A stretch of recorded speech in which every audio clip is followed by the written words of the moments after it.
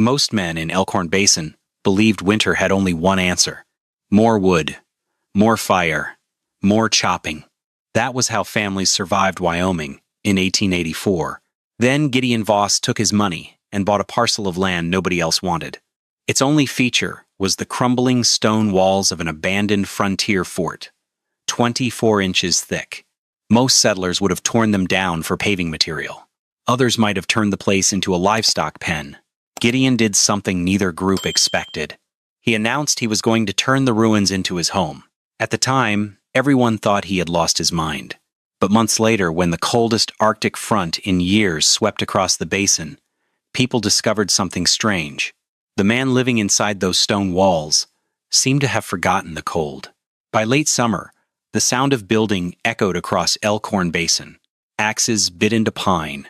Crosscut saws sang through fresh timber. Falling trees crashed against the hillsides. Every settler understood the race they were running. Once the first heavy snow sealed the trails, unfinished cabins became dangerous promises. Across the valley, walls were rising as quickly as men could raise them. Yet on a low rise overlooking Wind Elk Creek, Gideon Voss spent his days doing something entirely different. Instead of cutting trees, he cleared sagebrush from the old fort he had just purchased. The old stone walls were low and weathered. Moss darkened many of the blocks. Ancient mortar had crumbled from the joints long ago. Even so, the structure had survived winter after winter, while newer buildings had come and gone. Nearby, Bristle wandered quietly around the ruins. The brown hound paused often to sniff the cracks between the stones. More than once, he settled beside the southern wall, where the afternoon sun lingered longest. Gideon noticed every time. He never called the dog away. He never explained what he was thinking. While the rest of the valley searched for answers in fresh-cut timber, he stood among old stones and watched. One afternoon, 3 men stopped their horses near the old fort and watched Gideon work. The first was Ezekiel Hart, the most respected carpenter in Elkhorn Basin. If a family wanted a cabin that could survive 10 winters, they usually asked Hart for advice before driving the first nail. Beside him rode Boone Mercer, owner of the local sawmill. The third was Thaddeus Pike, a homestead foreman whose opinions traveled through town almost as fast as the mail. Below them, Gideon knelt beside a shallow mixing pit. Lime clay, crushed shale, and dry buffalo grass fibers were blended together beneath his shovel. He carried the mixture to the wall and pressed it carefully into a gap between 2 stones. Hart watched for a while before speaking. "Stone belongs under a house," he said, "not around it. Those walls will pull every bit of warmth right out of your fire." Boone leaned forward in the saddle. "You spent your savings on this pile of rubble when I've got perfectly good lumber sitting at my yard. Winter's coming whether you're ready or not." A grin spread across Thaddeus Pike's face. "Well, if he finishes this thing, folks can always store ice in it. Looks like Voss's cold box to me." The nickname drew a few laughs. Gideon wiped his hands on his trousers and stood. Afternoon sunlight still rested against the southern wall. He placed his palm flat against the stone and held it there for a moment. Then he looked at the 3 men. "This wall keeps yesterday alive." Nothing more followed. The others waited for an explanation that never came. A few seconds later, Gideon picked up his trowel and returned to work, leaving the question hanging in the warm Wyoming air. Gideon Voss had never been a lumberman. He had never spent his life felling trees or shaping log cabins. Long before he arrived in Elkhorn Basin, he earned his living building stone retaining walls and lime kilns in the dry foothills farther south. That work taught lessons most people never noticed. A fire did more than warm the air around it. Given enough time, heat slipped into stone. It settled into brick. It moved through packed earth and lime mortar. Then it stayed there long after the flames were gone. Years earlier, Gideon had stood beside a lime kiln before sunrise and rested his hand against the outer wall. The fire inside had died the evening before. Even so, the stone still carried a trace of warmth from yesterday's burn. He remembered stone walls facing west that felt almost alive after a long summer afternoon. Sunset would come. Shadows would stretch across the ground. Yet the warmth remained, leaving slowly, hour by hour. Most people saw stone and thought of cold. Gideon saw something different. To him, stone behaved like a ledger. Every hour of sunlight, every scrap of heat, every small gift from a fire was recorded and stored until it was needed later. Nature had taught him that lesson years before. Now he intended to trust it. The previous winter had given Gideon a lesson he never forgot. At the time, his family lived in a hurriedly built wooden cabin like most others in the basin. On calm days, it seemed adequate. Once January arrived, its weaknesses appeared one crack at a time. Wind found gaps between the boards and slipped through them as though the walls barely existed. Ruth spent hours pushing scraps of cloth and dry grass into every opening she could find. A few days later, she would start over because the cold always found another path. Caleb often slept in his coat. More than once, Martha woke with frost caught in her hair near the edge of her blanket. The iron stove worked without rest. Gideon fed it late into the night until the metal groaned from the heat. Even then, the warmth never seemed to stay where it was needed. The center of the room felt comfortable. A few feet away, winter was still waiting. A wooden bucket set near the far wall often carried a thin skin of ice before dawn. Bristle understood the problem in the simplest possible way. Every evening, the brown hound curled up beside the stove. Sometimes he slept so close to the coals that his fur carried the faint smell of smoke. What stayed with Gideon most was not the cold itself. It was Ruth's silence. She never blamed him, never complained, never asked why the cabin wasn't enough. Watching his family endure it without accusation left a deeper mark than any harsh words could have. Somewhere during those long nights, Gideon reached a conclusion. The problem was bigger than firewood. A house needed a way to keep warmth from leaving the moment the flames grew dim. That realization changed the way he looked at every building in Elkhorn Basin. The cabins around him were not poorly built. Ezekiel Hart knew his craft. His joints were tight. His roofs shed snow. His doors fit better than most men could manage. Yet even a well-built wooden cabin suffered from the same weakness. Its comfort existed only while the fire was burning. A thin wooden wall lived from hour to hour. Heat entered quickly and escaped just as quickly. To Gideon, the situation looked a little like trying to fill a leaking barrel. More wood helped, but only for a while. The answer, he believed, was not a larger fire. The answer was finding a place where yesterday's warmth could remain until tomorrow needed it. His memories of the old lime kilns reminded him that only stone could do exactly that. So, when spring finally thawed the prairie, Gideon didn't head to the sawmill like the other men. He rode out looking for a different kind of salvation.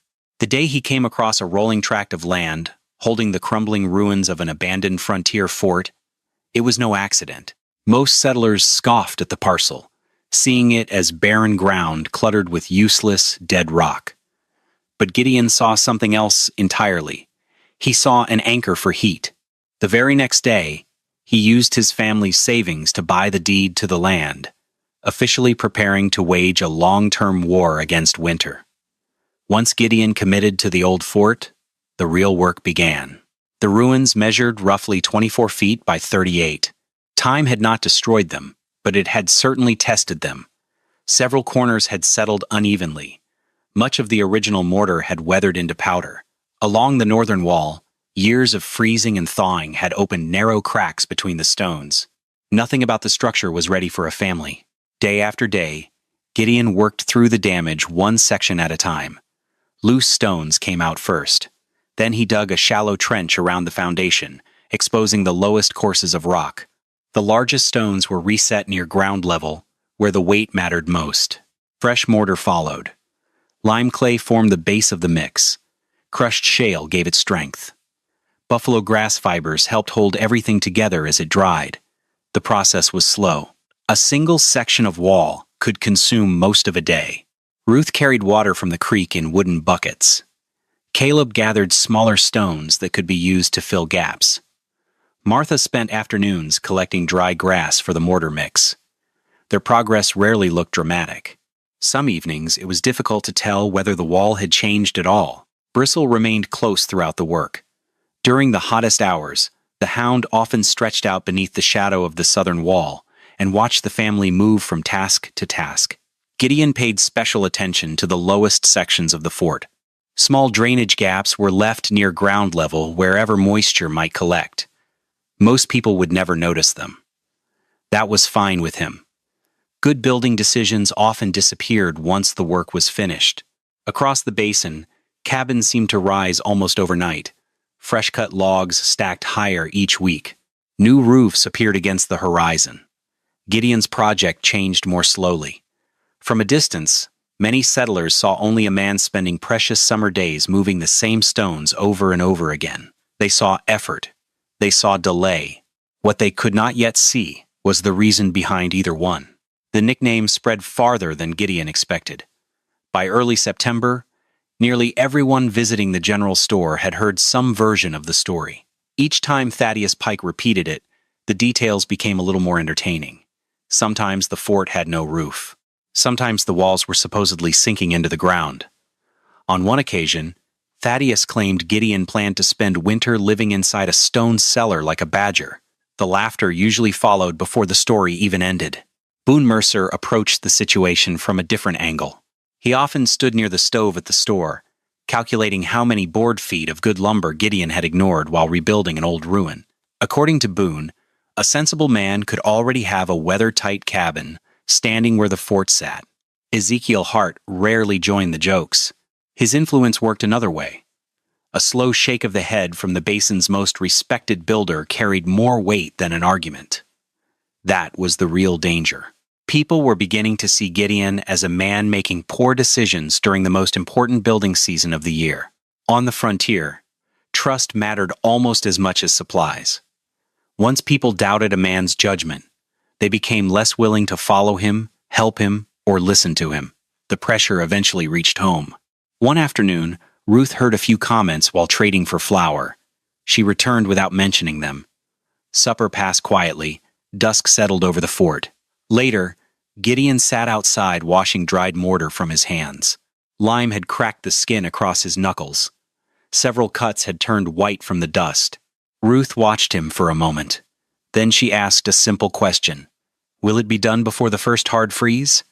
The answer did not come immediately. Gideon studied his hands before looking toward the unfinished walls. It has to be. Nothing more needed to be said. The silence that followed carried all the uncertainty either of them felt. Summer storms usually announced themselves from a distance. This one did not. Gray clouds drifted over the prairie during the afternoon and settled across Elkhorn Basin like a blanket. Rain followed soon afterward. It wasn't violent. There was no thunder worth remembering, no dramatic windstorm, just cold rain, hour after hour. The kind that found every weakness a builder hoped nobody would notice. By morning, Gideon saw the damage. A section of fresh mortar near the lowest northern corner had washed away. Several stones along the bottom course had shifted outward. Water pooled against the foundation where the ground sloped slightly toward the wall. For a long moment, he simply stood there. The ruined section wasn't large. It didn't need to be. A small failure was enough to expose a larger problem. Nearby, Bristle approached the wet corner, lowered his nose toward the soaked earth, then quietly turned away. Later that day, the hound chose a different place to rest. Before noon, Thaddeus Pike rode past and spotted the damage. By evening, the story had already reached town. According to the newest version, Voss's cold box was falling apart before the first snowflake had even appeared. A day later, Ezekiel Hart stopped to inspect the wall himself. He crouched beside the damaged corner and studied the standing water. When he finally rose, his voice remained calm. Water will do what cold finishes. There was no laughter in the statement. That made it harder to dismiss. For the first time since beginning the project, Gideon found himself facing evidence that his idea alone was not enough. The wall had survived many winters, yet one poorly managed drainage point had nearly undone weeks of work. He did not argue. He did not defend the mistake. Instead, he removed the damaged section stone by stone.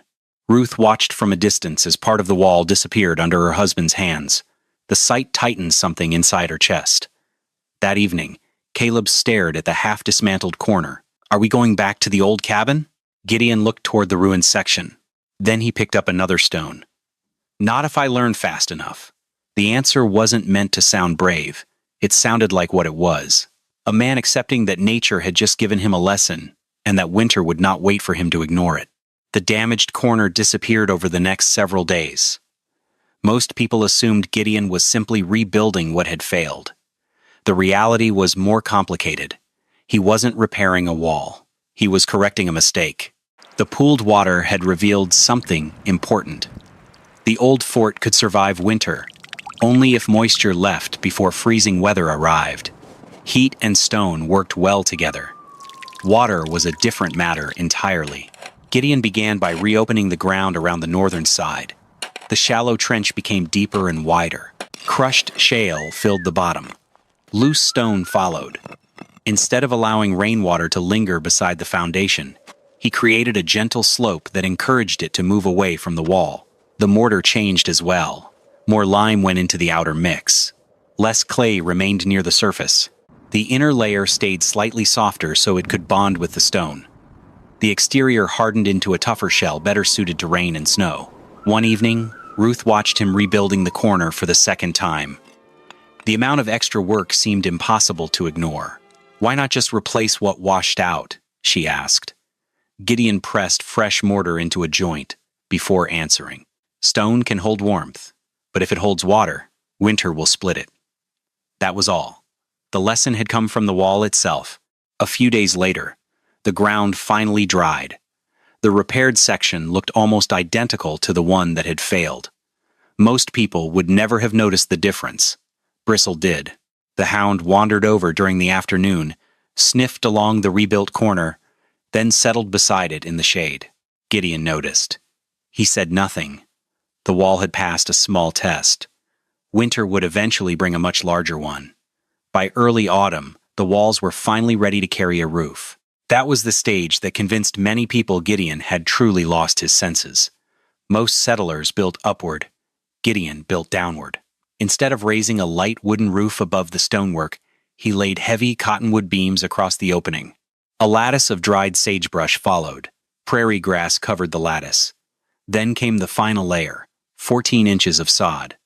Each section had to be cut, hauled, lifted, and fitted into place. The finished roof looked less like a cabin and more like a piece of the hillside itself. From a distance, the structure seemed to sink into the land. The jokes returned. Some said Gideon was building a cave. Others claimed he was preparing a grave large enough for an entire family. The comments never slowed the work. Caleb and Martha helped carry bundles of grass. Ruth assisted with the sod whenever her strength allowed. Nearby, Bristle wandered between the southern wall and the unfinished doorway, occasionally disappearing behind piles of earth, before emerging again with dust on his coat. The entrance faced southeast, away from the worst northern winds. Two small windows sat deep inside the thick stone walls. Seen from outside, they resembled watchful eyes staring across the basin. Inside, Gideon devoted special attention to the hearth. Most families relied on a freestanding iron stove. He chose a different approach. The stone hearth was built directly against the northern wall, so every fire could feed warmth into the masonry itself. Heat would enter the stone long before winter arrived. One evening, as the last pieces of sod were being placed, Ruth stepped back and studied the finished shape. The roof blended into the earth so completely that the building appeared almost buried. "It looks buried," she said softly.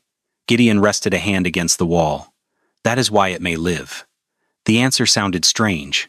Months later, it would sound far less strange than the cabins surrounding it. The first cold nights arrived quietly. No blizzard announced them. No newspaper would have recorded them.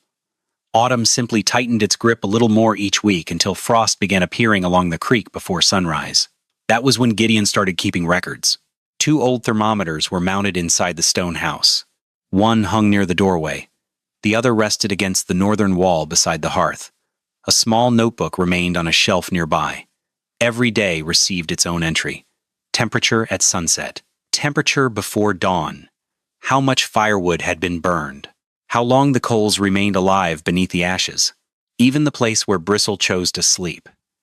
At first, Ruth found that last detail puzzling. One evening she glanced over his shoulder and smiled. "You keep records of the dog now?" Gideon closed the notebook. A dog does not flatter a wall. The answer stayed with her. 3 weeks passed. The numbers began forming a pattern. Several nights dropped to 12 degrees outside. By dawn, the interior still remained above 48. The fire often shrank to glowing coals before midnight, yet the temperature inside declined slowly rather than collapsing all at once. Another detail caught Gideon's attention. Bristle no longer spent every night beside the hearth. The hound sometimes slept several feet away, stretched comfortably near the southern wall, where traces of stored warmth lingered through the dark hours. The bucket of water showed changes as well. During weather that once would have produced a thin layer of ice, the surface remained clear. None of this would have convinced the town.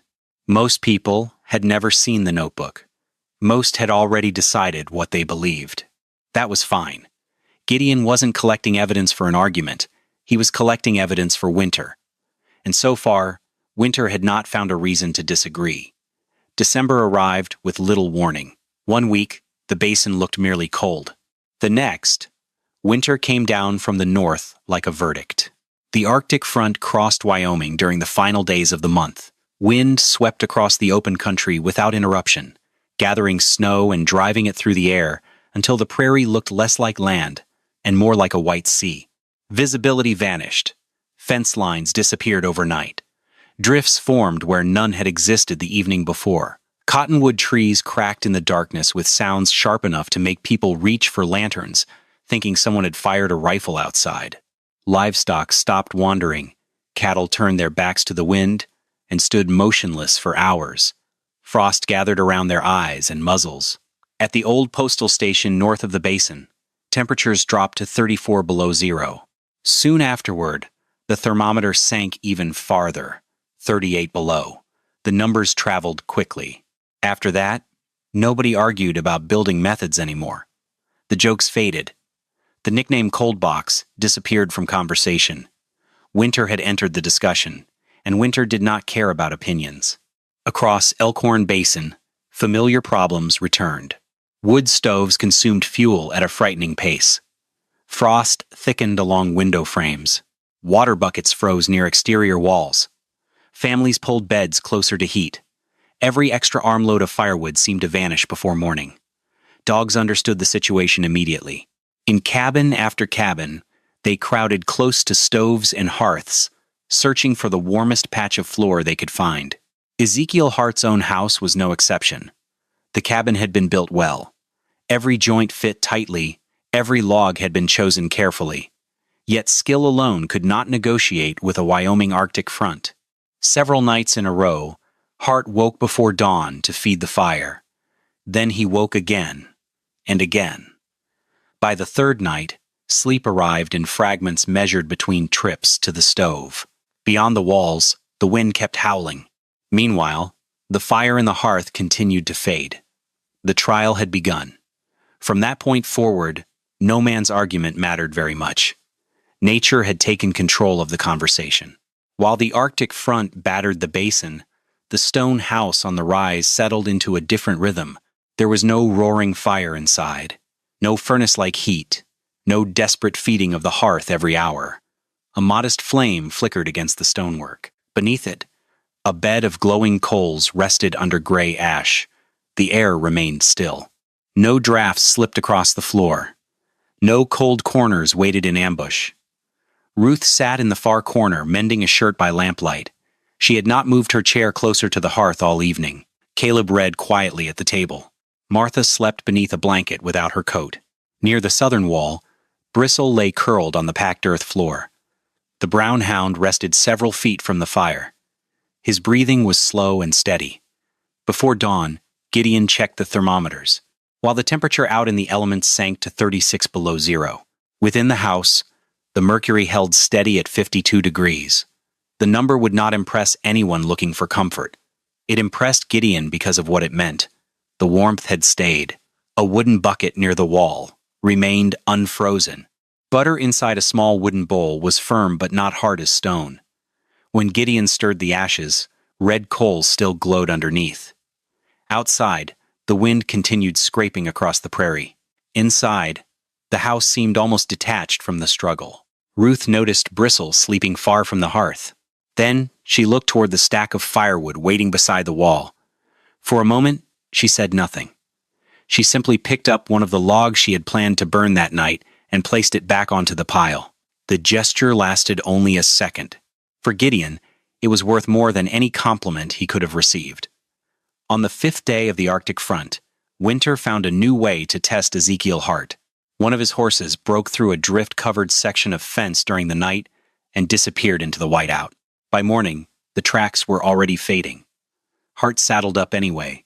The search carried him across open prairie, where the wind seemed determined to erase every sign of life. Snow swept across the ground in long white sheets. Landmarks appeared and vanished without warning. Eventually, the trail brought him near Gideon's Rise. At first, Hart almost missed the structure. The stone house sat low beneath its sod roof, dark against the snow, looking less like a building than a piece of earth that had decided to remain above the surface. A sudden gust struck from the northwest. Hart stumbled. Instinctively, he threw out a bare hand to steady himself against the southern wall. Then he stopped. For a moment, he simply stood there. The temperature outside hovered near 36 below zero. Skin normally complained almost immediately in that kind of cold, yet the stone beneath his palm felt different. It was not warm, not the way a hearth was warm, not the way a stove was warm, but the murderous bite he expected was missing. Slowly, he pressed his entire hand against the wall. Years of experience told him stone should be stealing heat from his skin. Instead, it seemed to be holding on to something. A trace, a memory. The remains of warmth gathered long before that morning. The realization arrived quietly. Nobody stood nearby to argue. Nobody delivered a speech. The wall did all the talking. For the first time in his life, Ezekiel Hart understood that stone could return heat just as surely as it could absorb it. A few minutes later, he walked to the door and knocked. When Gideon opened it, no blast of furnace-like heat rolled into the storm. That surprised Hart almost as much as the wall. The interior felt steady. The air did not move. No cold draft brushed against his legs. No corner of the room seemed abandoned to winter. Life inside the house unfolded at an incredibly unhurried pace. On the floor, Caleb was carefully repairing a leather strap, while Martha was fast asleep beneath a wool blanket. At the table, Ruth calmly sliced bread. Even Bristle, the hound resting near the southern wall, couldn't be bothered. He lazily lifted his head before settling right back down, sprawling out comfortably a good distance from the hearth. Hart's eyes moved across the room. A water bucket stood well away from the fire. The surface remained clear.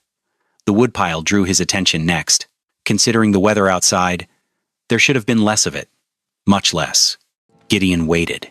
He offered no explanation. Finally, Hart cleared his throat. How much wood? Without a word, Gideon handed him the notebook. Hart studied the entries, the temperatures, the dates, the fuel consumption. By the time he lowered the notebook, the argument he had carried for months was already gone. The room contained too much evidence, and every piece of it was sitting quietly in plain sight. The Arctic front eventually loosened its grip. The wind weakened, the snow stopped moving. People emerged from their cabins and began comparing stories the way frontier communities always did after a difficult season. A few days later, the general store filled with familiar faces. Boone Mercer stood near the counter, discussing lumber orders for spring. Several settlers listened while calculating repairs, additions, and replacement buildings that winter had made necessary. Across the room, Thaddeus Pike spotted an opportunity. "Well," he said with a grin, "I suppose Voss's cold box didn't freeze solid after all." A few chuckles followed, nothing like the laughter from Autumn. Before the conversation could continue, another voice entered. Ezekiel Hart had just stepped inside. Snow melted from his boots as he crossed the room. Thaddeus expected agreement. Instead, Hart interrupted him. The interruption wasn't dramatic. It wasn't angry. That made it more powerful. Anyone planning to build north of the basin next year ought to visit Gideon's place before ordering lumber, he said. The room went quiet. Several men exchanged glances. Boone folded his arms. "You saying stone beats pine?" Hart looked toward the window for a moment. Outside, winter still covered the valley.